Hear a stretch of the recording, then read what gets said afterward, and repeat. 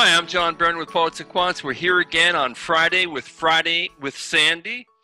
Sandy Kreisberg, that is, HBS guru in Boston. And then we have Kenny, West Point grad, who's been in the military for a number of years. In fact, he'll have 8 years of active duty by the time he matriculates into an MBA program at a 750 GMAT.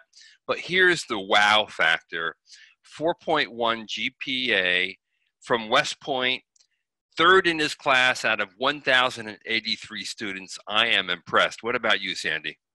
Well, I'm impressed. And as I've said before, AdComs have a very difficult time threading their way through a military resume.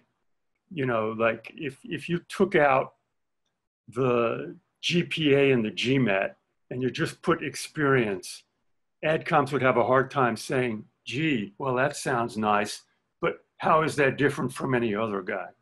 Although looking at his resume, it's very well organized, it's very linear, and it clearly spells out the things he's doing, right? Yeah, it does that, but to an AdCom, it's no different than any other military resume. This is why I've stressed this point. For military applicants, fairly or not, the GMAT and the GPA are given extra weight. It's one of the few things they can understand. Two other things AdComs can understand about military applicants are pilots and combat. So I think Kenny's got a little bit of both there. But I just want to make this general point. Military applicants, GMAT and GPA really count. He's good on both scores. This guy's got all the bases covered. What's your first choice? Is it Kenny? Is that the way you go by? Kenny. Choices, I mean, I think a lot's going to be depending, obviously, where I get an offer and how we feel when we visit. But just on paper, I would assume that Harvard is the first choice and probably Booth second, if I'm just going based on what I've heard from people at the schools and the reputations. And then Kenny told me offline that Kellogg and UT are also options for him. UT in part because his wife is from Texas, right? Sure. He was at University of Texas when I was at Fort Hood, so we're in kind of that Texas network. Okay, look, you score on everything. If you're a kind of guy. Let me tell you how you don't get into Harvard Business School. Okay?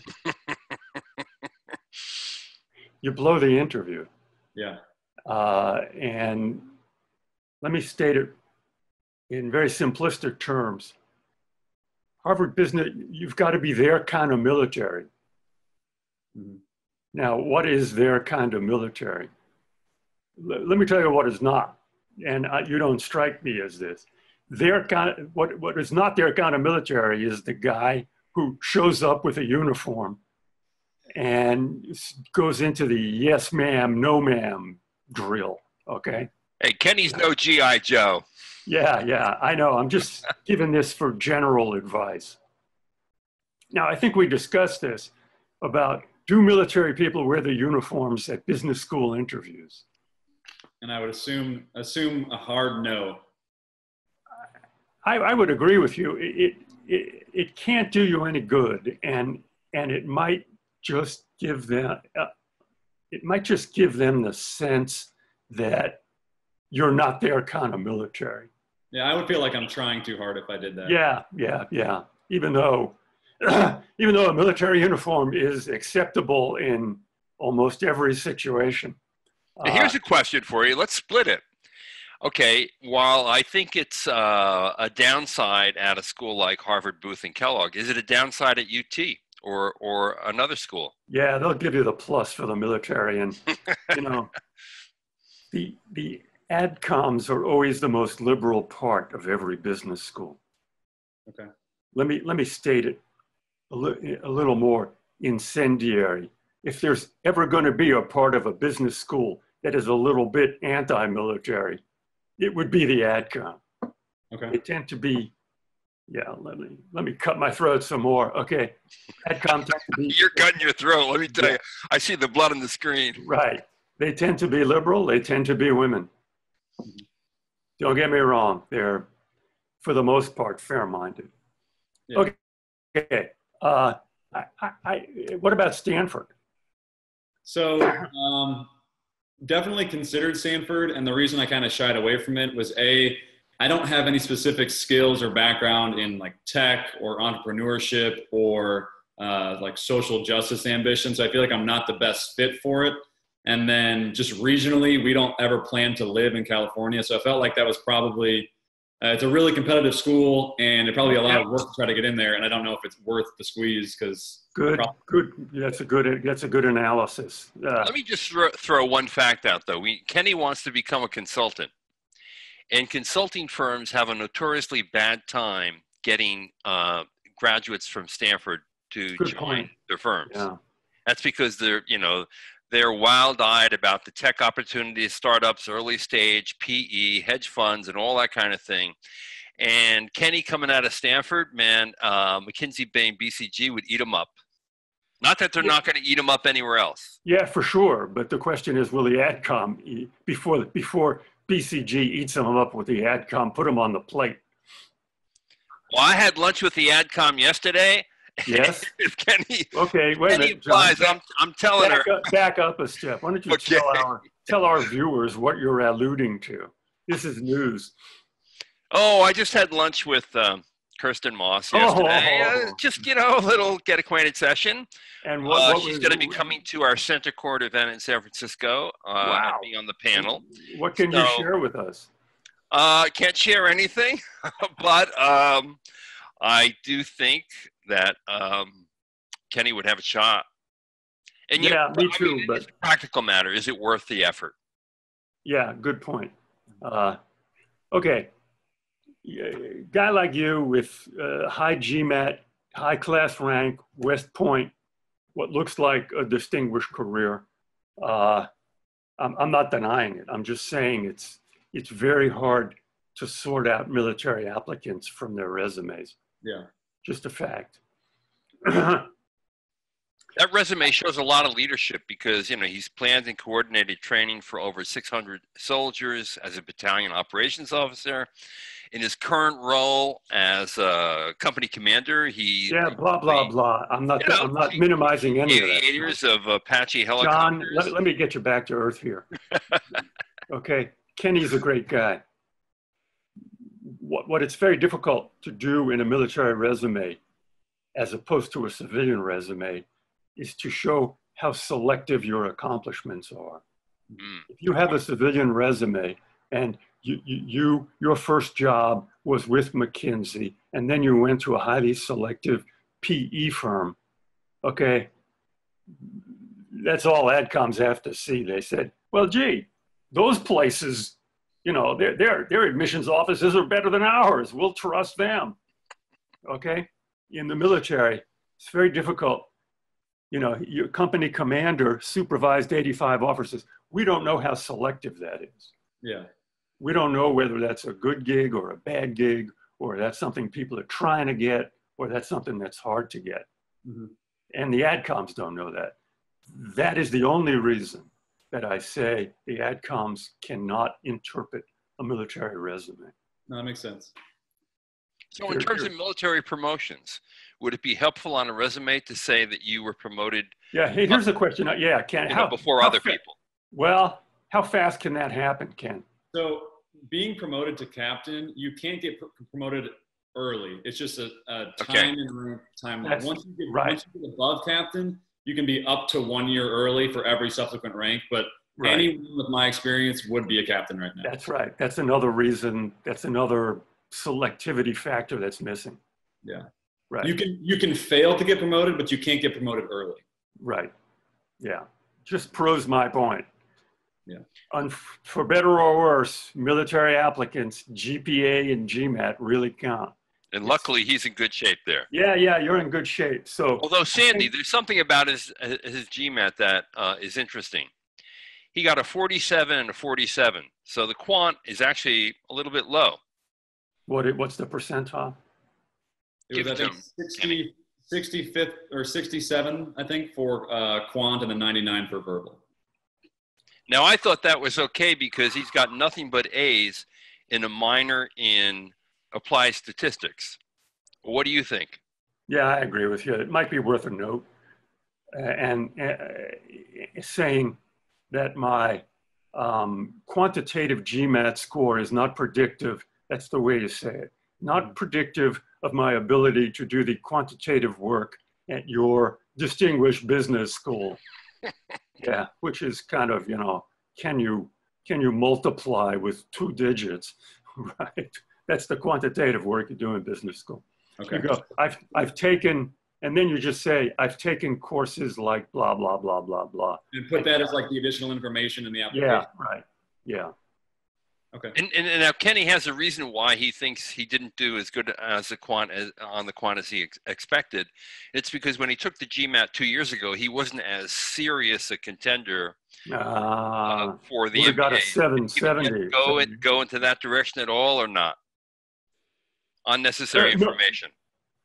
It's interesting to me. It raises the question, gee, do you want to take it again? My answer to that would be no. No. Yeah, see, at the time, I didn't realize kind of the quant verbal split. I just saw the score and said, I'm fine with that, and moved on. And now 2 years later, as I'm doing the applications, I see how you're getting into it. Yeah. Weighed, you know. Yeah, interesting. Okay. So I think you stand a good chance. I'd apply to Wharton too. They may give you money. They like guys like you. I go visit, you know, go talk. It sounds like you're connected. Talk to your buddies at all of those schools. Mm-hmm. Like the choice between the choice for Kenny between Wharton and Booth. I think I like Booth for Kenny. I think he would feel at home in the Midwest. Booth is a great school. He wants to be a consultant. Either one's okay. Okay, this is where it gets, let's just get super sophisticated. Yeah, but either one is okay. But suppose he wants to work in New York. Okay, but here's the deal. Chicago Booth is loaded with money. And well, Kenny doesn't need money, actually. He's going to be eligible for the GI Bill. So I guess that takes it out. Money always. There's a lot of money, and Wharton doesn't. Yeah, interesting. That's one thing. But just I'm just trying to generalize this to help general viewers. Just in terms of, you want to be a consultant.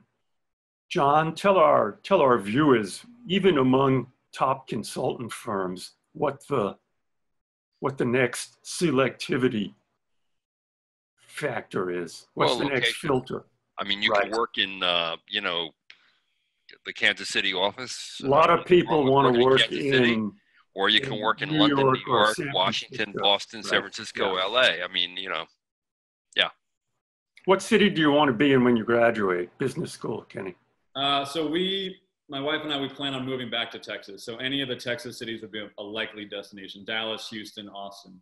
Yeah, you're almost better off at Booth. Mm-hmm. So you shouldn't have trouble doing that. Okay. And that's that's the perfect military first job. Mm-hmm. Is consulting. Yeah, I don't have a specific background. I really don't know what I don't know because I haven't been in the private sector. So I figure consulting is the best way to kind of get my foot in the door and develop some skills that might translate somewhere else if I... Yeah. You can get a summer job as a consultant and then you could feel it out. Yeah. And then if you go, boy, I got that out of my system. How do I get into private equity? Come back and we'll tell you, man. So Sandy, what are his odds at Harvard? His odds of being interviewed are damn high. And as I keep saying, once you're interviewed, it's 50-50. Yeah, well, it's not. Let me get this straight now. I keep saying 50-50, but they interview 1,900 people and they admit 1,100. And then of the 1,100 they admit, 950 enroll. Mm-hmm. So I can't do that kind of math in my head, but your percent, after you've got an invitation to interview, it's 19 over 11, John. You can work that out, if that's right, yeah. I think your chances of being interviewed are very good. This is a real strong thing. What are you thinking of writing for your Harvard essay? So I actually have written a draft, and I'm kind of Yikes! Here we go. I'm working through it with some of the people at the school right now in the veterans clubs, and it kind of takes me through my West Point experience, and then getting to my current job, and kind of the pivot point in the narrative is two of the students that we instructed since I've been there have actually died in accidents since they graduated. And it's kind of reinforced to me, the importance and the seriousness that I have to approach my job with. And then, just kind of what drives me as far as making organizations and teams work better, because I've seen the consequences, like when we slip up. Not that there was a specific fault that we did or that they did, but it really highlights how important, taking improvement seriously can be. Okay, I'm going to give it to you straight. That's close enough for government work, which is appropriate in this case. Okay. And they'll give you the benefit of the doubt. I don't really get it, and it seems a little forced. Okay. What they really want to know is about you. So I might mention that. Mm-hmm.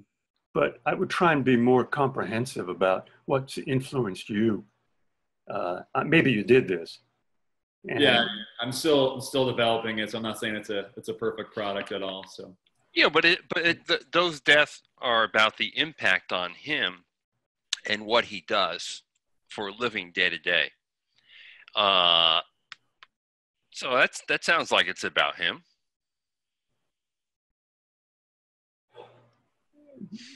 Anybody would have that reaction to death. Yeah. Yeah, it's not specific to how I reacted necessarily. That doesn't make my case, but mm-hmm. And as I said, just don't piss them off. Okay. Which it doesn't sound like you would. Yeah.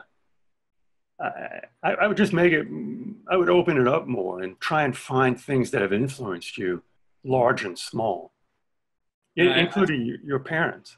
Yeah, I talk actually a lot about my parents and my family, and specifically when I was applying to West Point, they asked me, how's it going to feel to be just an average guy when you get to the school you're going to, when I was interviewing.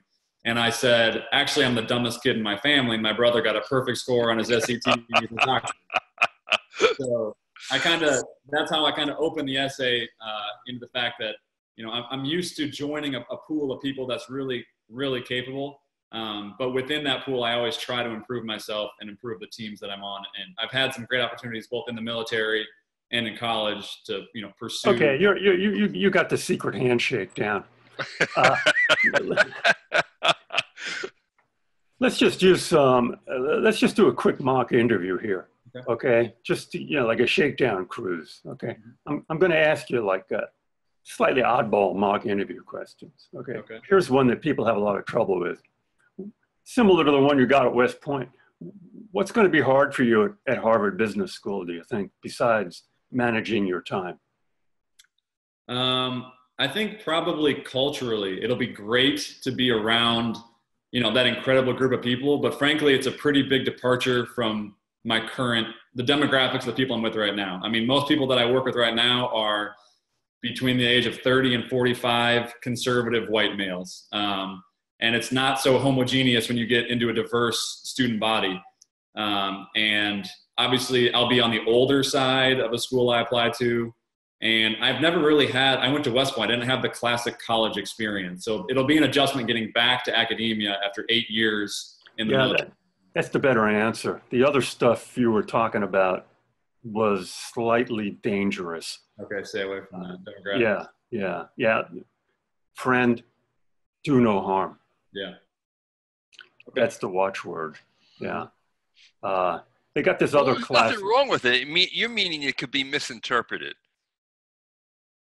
There are people who are trying to make you fail in their head because they want it. Don't make it easy for them to make a decision. Yeah, because they have too many highly qualified, extraordinary people. They're The looking. the purpose of the interview, particularly at selective schools, it's not a secret since I've said it 1,000 times, but people just never believe it. It's to flunk. The purpose of the interview is to flunk people. It's not to discover superstars. Yeah. So just stick to the fact that it's been 8 years since I was in school, and it's going to be adjustment, going back. Perfect answer, right? Don't get into this conservative stuff. Military is conservative. They go, well, how did you find West Point? Yeah. They would, they could follow up that way. And do you want me to answer that, or? Sure. What was unexpected? This is the unexpected question is one of their favorite ones. What was unexpected when you got to West Point? What was unexpected? That's a really hard question to answer. I would say the first thing that comes to mind is while it's a really competitive environment and everyone is like, whether it's class rank or things like that, it's very obvious who's stacking up with who. But at the same time, it is a really helpful. Say stacking up or shacking up? No. How people stack up against each other. Yeah. Okay. It's very public. There's a very public pecking order, literally kind of. And but at the same time, the military has been an incredibly cooperative and helpful organization, and people have been so willing to reach out to me and help me both in school and beyond. I've really learned that. That's your answer. Okay. What I found what was unexpected was, this may sound odd. What was unexpected were how nice people were. Yeah, it's true. Right. Who do you want to sit next to? In class? Yeah. Someone from, obviously, probably not someone in the military, because I've been around that for 8 years. So someone who has, a completely different skill set, whether that's from. That's an acceptable but common answer. Yeah. I know that I have a lot of gaps based on my work experience, and I'm hoping that the student body. Blah, blah, blah. Yeah. My favorite answer to this is, there's two people I want to sit next to. There's the kind of person who always brings candy to class. So I want that person on my left. Yeah. And then this answer may surprise you, but I am gung-ho on meeting very different people and being exposed to different experiences. In terms of sitting next, and I'm going to do that in public through the case method that I've seen and think is great. In terms of sitting next to someone, I might like to sit next to someone who shares my affinity for, the New England Patriots, because that might be just a good way. It would be a good boost every day before class. We can talk about that. Your answer is better, but that's my favorite answer. Okay. All right. That's a good answer. Should we wrap up? Yes. Okay. I want to get you to what I always want to get you to, the odds. And, let's go for Harvard, Booth, Kellogg, UT. What are the odds for Kenny? At Harvard, boy, your odds are 35 to 40%. I think you're going to get interviewed. I think you're going to do well. You're well-spoken. You've got the secret handshake. And then you say, well, how come given that, how come the odds aren't 70%? It's just a lot of people get unlucky during the interview, quite frankly. I've seen it happen a million times. Mm-hmm. Then what about Booth and Kellogg? Boy, you should get into those places if you can convince them you want to go. Yeah. So 50% plus. Yeah, for sure. Places like that, they kind of sniff out a guy like you. Like Kellogg would say, come on, man, we're your safety school, buddy, right? I mean, it's a great school, and I like to be in Chicago. So it definitely, I'm open to all. So yeah, let's just do this as a demo. Suppose you had a Kellogg interview and they said, hey buddy, can I ask you something? Are we your first choice? Right. I don't know yet. I mean, truthfully, until I visit the schools and kind of get a feel for it, it's hard for me to say. I mean, I'm going off of the reputation. At the interview, that would have happened. Yeah, so I don't know. Hopefully the truth will be yes when they ask, What do I say? What do you think? If a school truly is your number. No, yeah. You see, you had a better answer before. You go, there's a lot going here. I love what I've seen. And the geography is a plus, and you're absolutely one of my top choices. Yeah.